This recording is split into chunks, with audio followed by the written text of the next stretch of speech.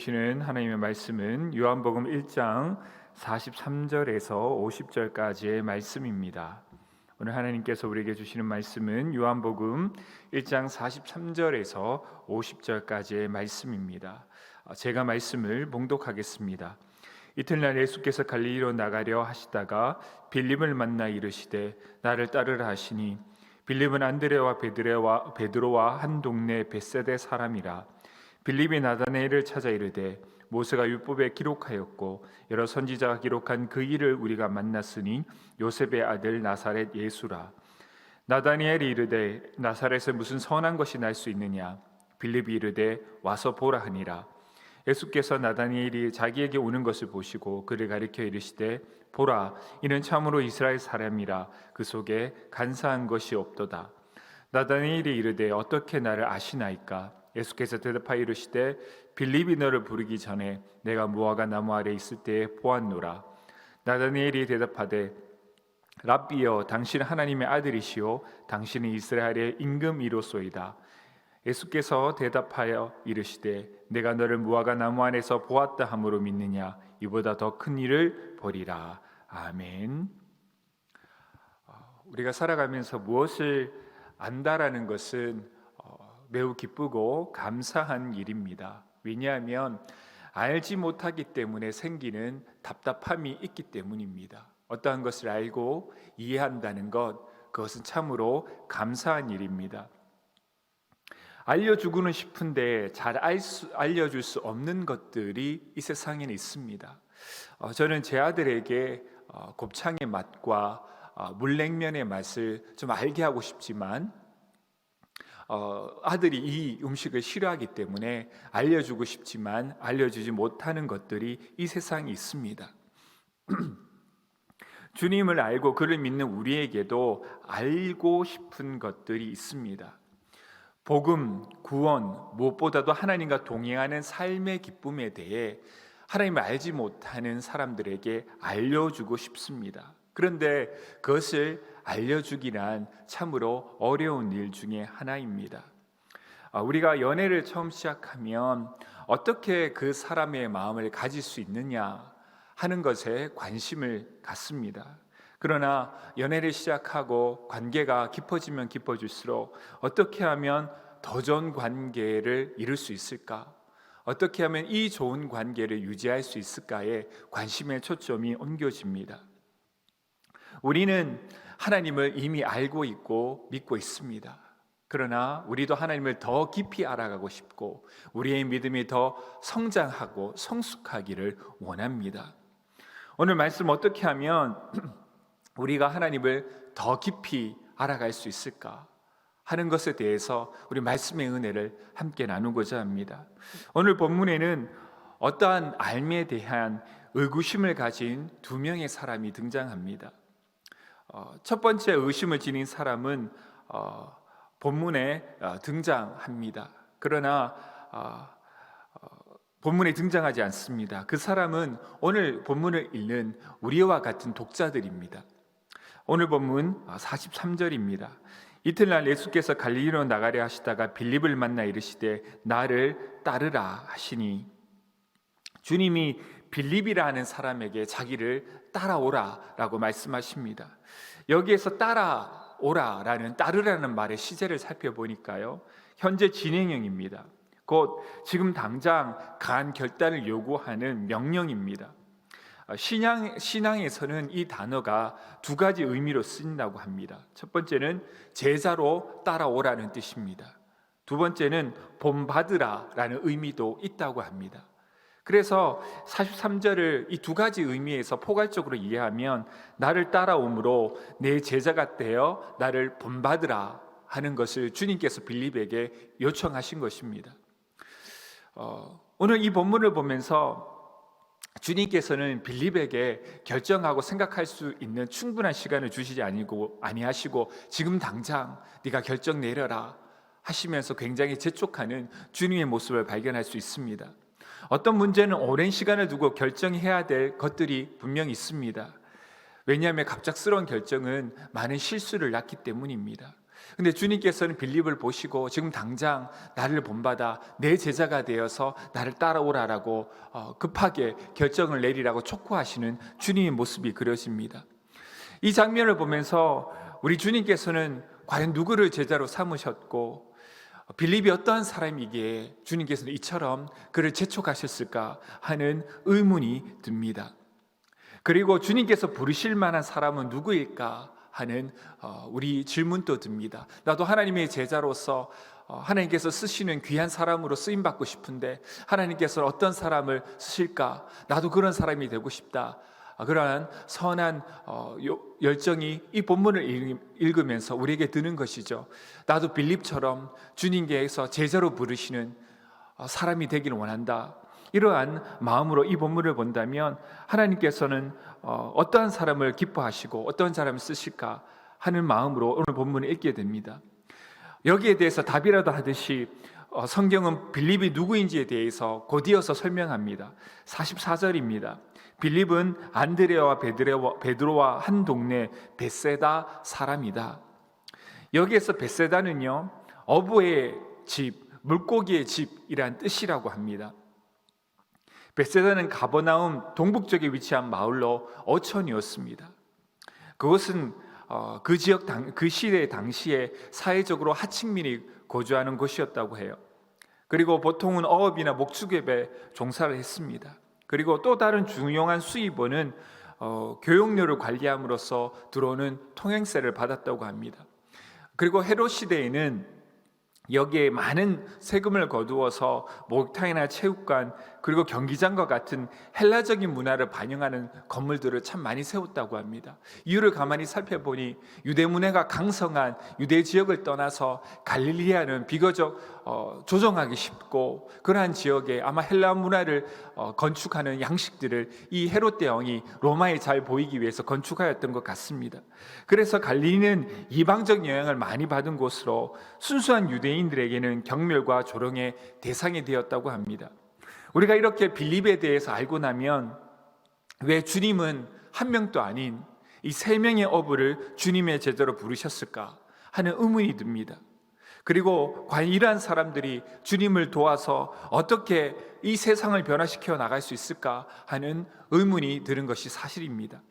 이처럼 오늘 본문을 읽으면서 우리는 이와 같은 의문을 가지게 됩니다. 반면에 이러한 주님께서 빌립을 부르시는 이 장면을 보면서 또 한 가지 의문을 가졌던 한 사람이 등장합니다. 그 사람은 바로 나다니엘입니다. 나다니엘이 이렇게 말하고 있습니다. 46절입니다. 나다니엘이 이르되 예수 나사렛에 무슨 선한 것이 날 수 있느냐? 빌립이 이르되 와서 보라 하니라. 사실은 주님을 보면서 나사렛에 무슨 선한 것이 날 수 있느냐 말했던 그 나다니엘의 모습과 오늘 본문의 모습을 보면서 과연 빌립과 같은 사람들이 주님의 제자로 합당한가라는 의문을 가졌던 우리 모두 한 가지 지점에서 공통점이 있습니다. 그것은 모두 자신이 가진 안다라는 기준에 이렇게 한계에 갇혀 있다는 점입니다. 그들이 아는 기준으로 볼 때 혹은 내가 아는 기준으로 볼 때 빌립은 주님의 제자로 적합하지 않았습니다. 예수님도 나다니엘이 가지고 있는 안다라는 이 기준에 비추어 볼 때 메시아로서 적합하지 않았습니다. 보통 우리가 무엇을 안다고 할 때 무엇을 알기 위해서 이 방법을 사용합니다. 그러나 오늘 본문은 이 방법을 통해서는 주님을 알 수 없다는 것을 말해줍니다. 왜냐하면 주님의 선택과 인도하심은 때로 우리의 안과 경험의 한계를 넘어서서 진행되고 있기 때문입니다. 오늘 말씀은 주님을 알매 있어 새로운 접근 방식이 필요하다라고 말합니다. 먼저 결론부터 살펴보겠습니다. 49절입니다. 나다니엘이 대답하되 랍비여 당신은 하나님의 아들이시오 당신은 이스라엘의 임금이로소이다. 나다니엘이 주님을 바로 알게 되었습니다. 하나님은 어떻게 나다니엘에게 그가 구원자임을 알게 하셨을까요? 또한 주님을 어떻게 하면 더 깊이 알아갈 수 있을까? 이 질문에 걸린 성도들에게 주님은 어떻게 그들에게 더 깊은 깨달음을 알게 하실까요? 47절과 50절을 가만히 살펴보면 예수님은 나다니엘로 하여금 주님을 알게 하신 방법이 기록되어 있습니다. 그런데 여기에 재미있는 역설이 담겨 있습니다. 주님은 그가 누구인가? 내가 누구다, 난 어떤 사람이다 라고 나다니엘에게 설명해 주지 않으셨습니다. 오히려 나다니엘이 누구인가를 나타내심으로 주님이 누구이신가를 깨닫게 하는 방법을 사용하셨다는 것입니다. 이 방법이 참으로 흥미롭습니다. 우선 나다니엘에 대한 주님의 평가입니다. 주님께서는 나다니엘 이렇게 평가하십니다. 참 이스라엘이며 간사한 것이 없다라고 나다니엘을 평가하셨습니다. 이 간사한 것이 없다라는 말의 의미를 가만히 살펴보면 참 이스라엘이라는 말의 의미도 이해할 수 있는 것입니다. 간사한 것이 없다라는 것을 이해하려면 야곱을 이해하면 됩니다. 사실 야곱에게서 간사하다는 말에 어원이 등장한 것이기 때문입니다. 구약에서는 이스라엘 민족의 조상으로 등장하는 야곱이 그 이름까지는 남의 발꿈치를 잡는 간사한이라는 뜻을 가진 사람으로 묘사됩니다. 그의 성품을 한마디로 간교하였습니다. 그런데 그가 압복강가에서 하나님을 만나 과거를 뉘우치고 새 사람이 됐을 때 하나님은 그에게 이스라엘이라는 새 이름을 주셨습니다. 이러한 역사적인 배경으로 인해서 유대인들은 간사이란 하나님을 만나지 못한 옛시대에 사는 사람들에게 적용되었던 말이라고 해요. 그러니까 하나님의 있음을 고백하지 못하고 사람들의 눈이나 속여가면서 자신의 이익을 추구했던 그 삶의 모습을 가리켜서 간교한 삶, 간사한 삶이라고 얘기했던 것입니다. 이에 반면에 이스라엘 사람이란 하나님과 진정으로 만난 진실한 사람을 뜻하는 것으로 이해되었다고 해요. 이처럼 하나님께서, 우리 주님께서 나다니엘을 보실 때 나다니엘이 바로 속에 간사한 것이 없는 참으로 이스라엘, 하나님을 진정으로 섬기는 그런 한 사람으로 발견되었다는 것입니다. 이 간사함이 없다는 것은 무음하거나 죄가 없다는 것을 뜻하지 않고요, 오히려 자신의 죄인임을 철저히 인정하며 참회자의 정신으로 하나님을 바라보는 자라는 뜻을 지녔다고 합니다. 이처럼 주님께서 나다니엘을 평가한 근거가 있습니다. 예수님께서는 나다니엘을 자세히 관찰하셨습니다. 주님께서는 이렇게 말합니다. 내가 무화과 나무 아래 있을 때 보았다라고 얘기를 합니다. 이스라엘에서 많이 볼 수 있는 무화과 나무는 유대민족의 번영을 상징하는 표현으로 사용되기도 했습니다. 그리고 무화과가 만드는 그늘은 유대인들의 좋은 휴식처로 공부할 수 있는 장소를 제공했다고 합니다. 나다니엘은 그 나무 아래서 율법을 공부하며 메시아 오심을 기대하면서 기도와 하나님의 말씀을 묵상한 일에 깊이 잠겨 있었던 것입니다. 그리고 이 나다니엘이 무화과 나무에 있을 때 보았다는 주님의 표현은 어느 시점에 잠깐 보았다는 것이 아니라 이 모습을 통하여서 주님께서는 그가 가지고 있는 성품 그리고 삶의 습관까지 모두 다 꿰뚫어 보였다는 것을 의미합니다. 이 구절을 통해 주님이 나다니엘을 온전히 알고 계셨다는 것을 성경은 말하고 있습니다. 그리고 이것을 통해 나다니엘은 주님을 그리스도로 영접하게 됩니다. 제가 설명이 굉장히 길었습니다. 이 과정들을 가만히 살펴보면서 주님께서는 어떻게 한 사람을 주님의 아는 깊은 믿음으로 인도하시는가, 정말 주님을 더 알기 원하고 주님께 깊은 지식에 잠겨서 내 삶이 온전히 변화되기를 원하는 사람들에게 어떻게 나를 알아간다, 너희는 어떻게 하면 나를 알 수 있다는 그 방법을 제시하고 계신데요, 이렇게 말합니다. 한 가지는 주님을 영접하게 되는 것은 나의 모든 것을 아시는 주님을 발견할 때라는 것입니다. 그러므로 주님을 내 삶 가운데 발견하려면 어떻게 해야 되는가? 주님 안에서 내가 발견되어야 합니다. 말씀의 빛 아래서 내 삶이 조명되어야 합니다. 그리고 내 삶이 주님 앞에 드러날 때 비로소 내가 주님을 온전히 알 수 있는 길이 열린다라고 얘기를 합니다. 우리는 때로 나의 지식과 나의 알므로 성경을 읽으면서 하나님을 발견하기를 원합니다. 그러나 오히려 내가 하나님을 진정으로 아는 길은 말씀의 빛이 나에게 비추어져서 내가 하나님 앞에서 어떠한 사람인가가 분명히 깨달아질 때, 분명히 드러날 때, 내 모든 죄과가 드러날 때 비로소 나는 하나님이 나의 주, 나의 하나님, 나는 주님 없이 살 수 없다는 것을 고백하고 참된 하나님을 아는 지식 안으로 들어가게 된다는 것입니다. 내가 주님 안에서 말씀을 통해 발견할 때 나의 죄가 드러나며 회개하게 됩니다. 그리고 그 회개를 통해 나를 용서하시고 나를 온전히 용납하시며 구원하신 하나님의 사랑으로 깊이 들어가게 된다는 사실입니다. 오늘 우리가 살아가면서 이 세상에서 부딪히는 많은 문제들이 있습니다.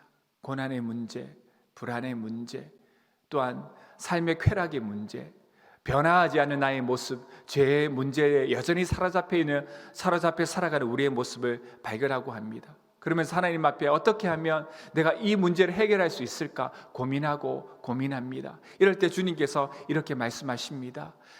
너의 모든 삶이 나의 말씀 앞에서 비춰질 때, 너의 죄가 드러날 때, 네가 그것에 있어서 진정으로 회개할 때 비로소 너는 나를 아는 지식에 이르게 될 것이며 참된 변화는 그에서부터 시작될 것이라는 것입니다. 오늘 우리가 다시 모든 문제를 말씀의 빛 아래 비춰보기를 원합니다. 나의 생각과 나의 암과 나의 주장과 나의 결론을 모두 다 내려놓고 주님께서 말씀하여 주시옵소서. 내가 그 말씀을 듣겠나이다. 그리고 그 말씀에 따라 살겠나이다. 나의 죄가 있다면 드러나게 해 주시옵시고, 나의 부족함이 있다면 은혜로 채워주시고, 낙심된 마음이 있다면 주님께서 부어주시는 용기로 내 마음을 채워주시어서 이 세상이 줄 수 없는 힘으로 이 모든 역경들과 곤란을 이겨나가며 헤쳐나갈 수 있는 힘을 주님께로부터 받기를 원합니다. 우리의 모든 것은 주님 안에 있습니다 라고 기도할 수 있는 이 시간이 되길 원합니다. 요즘 코로나로 인해서 참 많이 힘든 상황을 지나가고 있습니다. 이 시기를 향한 하나님의 뜻이 무엇인지 우리는 잘 알지 못할 때가 있습니다.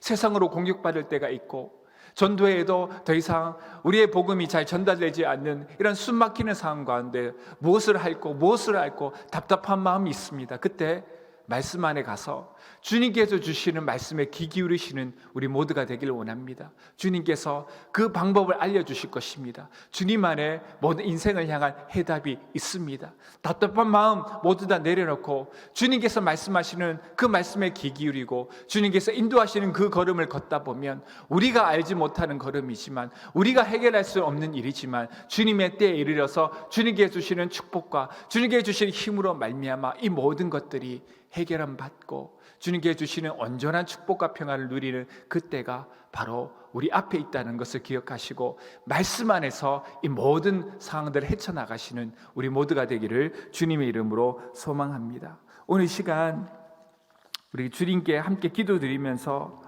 우리 함께 나아갔으면 좋겠는데요, 우리 우선은 좀 말씀을 놓고 기도했으면 좋겠습니다. 처음에 나다니엘이 주님께서 메시아라는 소식을 들었을 때 그가 가지고 있는 알미로는 도저히 이해할 수가 없었습니다. 나사렛에 무슨 선한 것이 날 수 있느냐라며 오히려 부정하였습니다. 그러나 주님께서 나다니엘이 나의 주 나의 하나님이라고 고백하는 그 광경을 바라보면서 주님께서 사용하셨던 방법을 우리는 기억할 필요가 있습니다. 먼저 우리의 모든 답답함이 있으십니까? 알지 못하는 것들이 있으십니까? 그럴 때 우리의 유일한 희망이 있습니다. 말씀의 빛으로 우리의 삶을 비추는 것입니다. 우리에게는 필요한 것은 주님의 말씀입니다. 낙담한 가운데 필요한 것은 세상이 주는 성공이 아니라 하나님께 주시는 은혜요 성령의 체험입니다. 오늘 이 시간 이렇게 기도했으면 좋겠습니다. 하나님, 내가 하나님의 말씀의 빛으로 내 삶을 비추겠습니다. 주님 말씀해 주시고, 주님 내 마음을 은혜로 채워주시고, 주님 내 마음을 성령의 충만함을 더해 주시어서 모든 답답한 상황 주님께 주시는 힘으로 헤쳐나가게 해달라고 이 시간 주여 한번 크게 외치고 통성으로 기도드립니다. 주여! 아버지 하나님, 오늘 우리가 살아가면서 답답한 상황, 이해되지 않는 상황에 놓일 때가 있습니다. 나의 알므로는, 나의 경험으로는 도저히 풀 수 없는 일들이 있습니다. 그때 하나님 말씀에 다가가게 하여 주시옵소서. 말씀이 곧 해답이라는 분명한 믿음을 가지고 하나님, 이 시기에 나는 무엇을 해야 될까요? 어떤 마음을 가져야 될까요? 하나님, 길이 보이지 않습니다. 하나님, 나에게 말씀하여 주시옵소서. 주님, 나에게 말씀하여 주시옵소서. 주님의 말씀이 내 삶의 해답입니다. 주님의 말씀을 따라 걸어가겠습니다. 내 눈은 보이지 아니하고 내 가슴은 너무나도 메말랐으며 내 삶의 지식으로는 도저히 알 수 없는 길이지만 주님께서 인도하신다면 주님만 믿고 따라가겠습니다. 아버지 안에 내 마음, 이 답답한 상황이 있을지라도 항상 은혜와 성령으로 채워주시어서 하나님의 말씀으로 승리하고 하나님의 말씀을 따라갈 때 그 말씀이 주시는 해결함, 그 말씀이 주시는 평안함, 그 말씀이 주시는 영혼의 해결함을 얻을 수 있도록 주님께서 인도하여 주시옵소서. 아버지께서 함께하여 주시옵소서.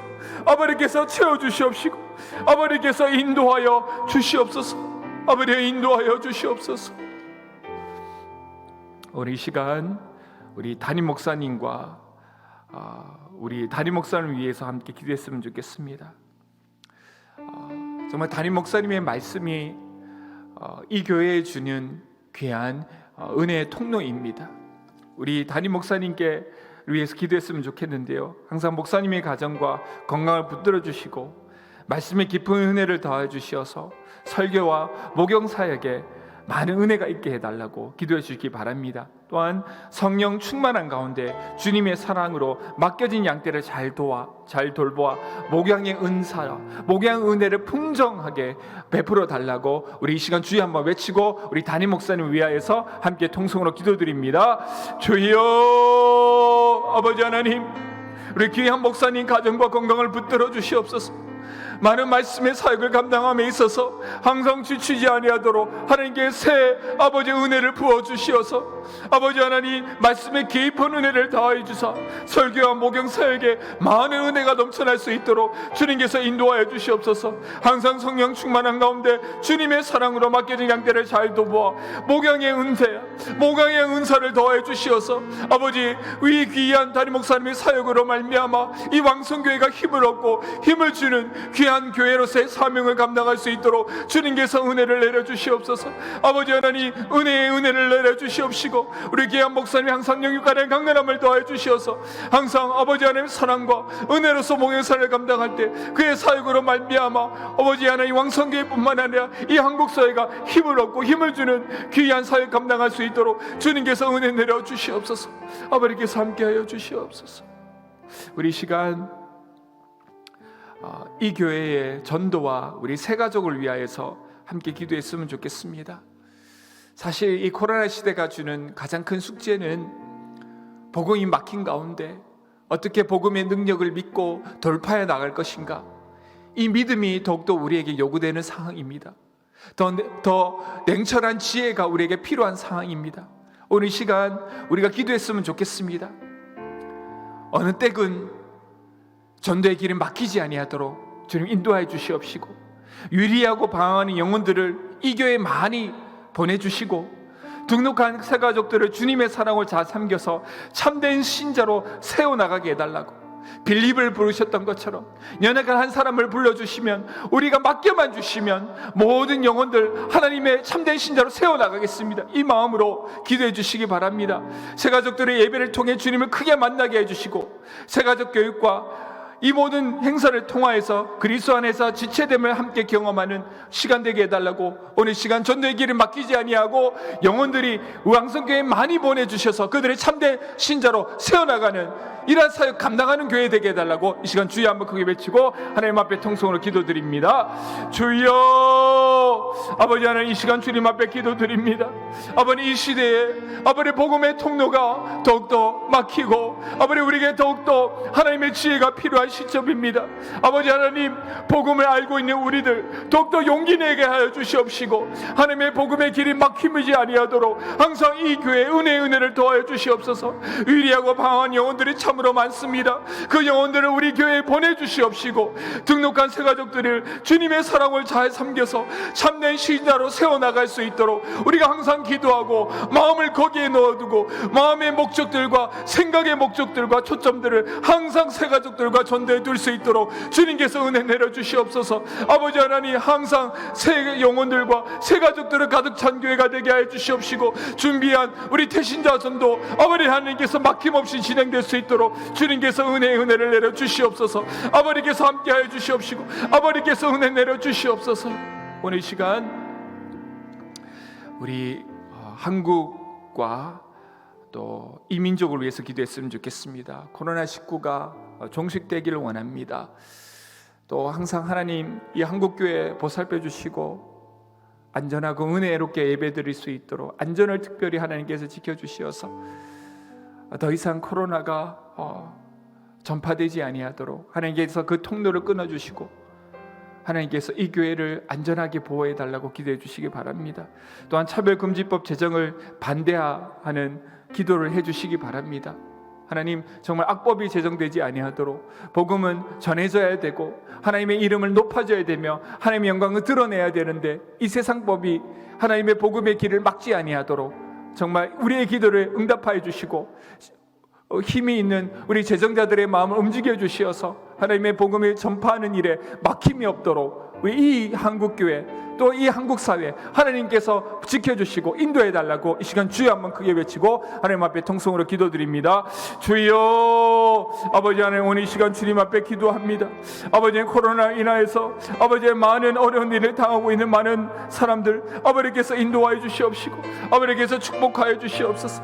아버지, 더 이상 아버지 하나님 교회를 통한 전파가 일어나지 아니하도록 하나님께서 통로를 차단해 주시옵시고 항상 은혜롭고 안전하게 예배드릴 수 있도록 환경과 여건을 주님께서 인도하여 주시옵소서. 아버지, 참배금지법이 제정되지 않기를 원합니다. 아버지의 이름은 높아져야 되고 아버지의 영광은 드러나야 되는데 세상의 법이 그것을 막는 아버지 하나님 이 일이 일어나지 아니하도록 주님께서 제정자들의 마음을 움직여 주시옵시고 사람들이 힘으로 막히는 것이 아니라 하나님의 인도하심과 하나님께서 설명할 수 없는 은혜로서 이 모든 것들을 아버지께서 움직여 주시옵시고 아버지께서 함께하여 주시옵소서. 아버지께서 인도하여 주시옵소서.